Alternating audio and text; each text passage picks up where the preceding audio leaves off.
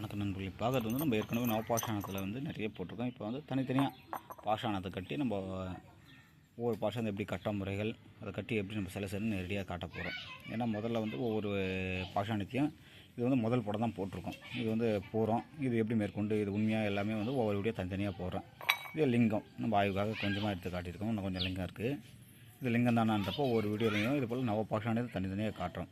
இது வந்து எல்லாமே வந்து முதல் படம் தான் போட்டிருக்கோம். ஓரளவு உருகி நிற்கும், நெருப்புக்கு ஓடும். அந்த நெருப்பு ஓடாததை நம்ம ஏற்கனவே லிங்க கட்டெல்லாம் நிறைய போட்டிருக்கோம்.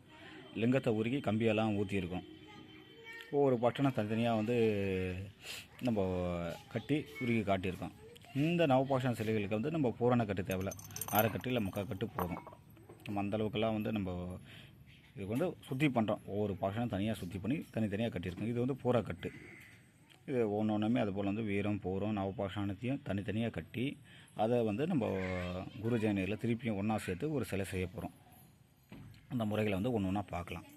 இது எல்லாமே தனித்தனியாக ஆய்வு ஒவ்வொரு கட்டுரையாக வெளியிடுறேன். நன்றி, வணக்கம். சென்னையிலேருந்து பாஸ்கரன்.